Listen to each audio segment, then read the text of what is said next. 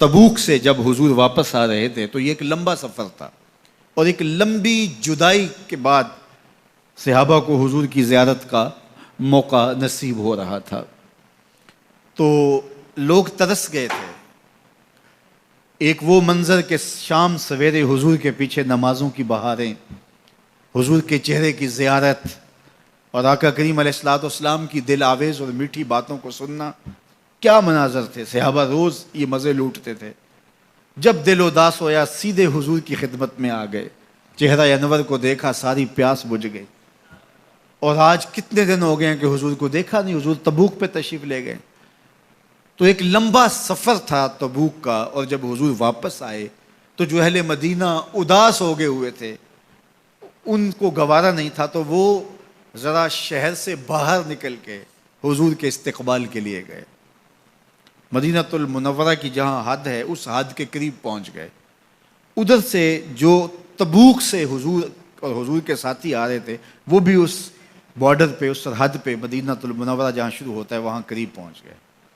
قدرتی ہوا مدینہ المنورہ سے اس جانب چل رہی تھی جدھر سے حضور تشریف لا رہے تھے۔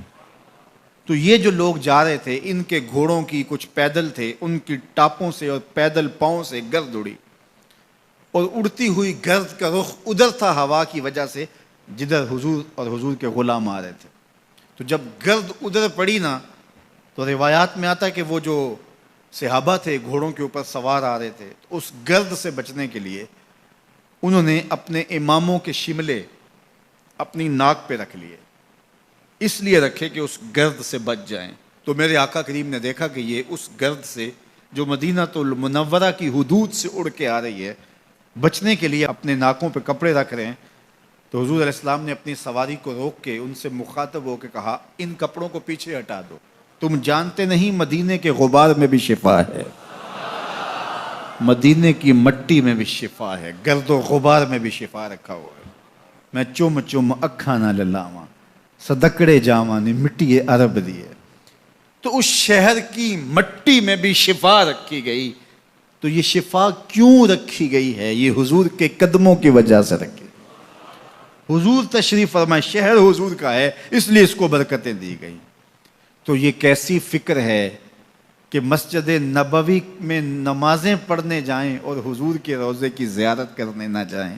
حضور کی بارگاہ میں حاضری اہل ایمان کے لیے بہت بڑی سعادت ہے۔ امام مالک کہتے ہیں کہ حضور نے ارشاد فرمایا، جس نے میرے وصال کے بعد میری قبر کی زیارت کی، گویا اس نے میری زیارت کی۔ تو امام مالک کہتے ہیں کہ اگر کوئی حضور کے روضے کو دیکھنے جائے یا دیکھ کے آئے تو یہ نہ کہے کہ میں حضور کے روضے کو دیکھ کے آیا ہوں، بلکہ کہے میں حضور کو دیکھ کے آیا ہوں، میں حضور سے ملنے جا رہا ہوں، میں حضور سے مل کے آیا ہوں۔ اس لیے کہ جس نے حضور کے روضے کی زیارت کی اس نے حضور کی زیارت کی۔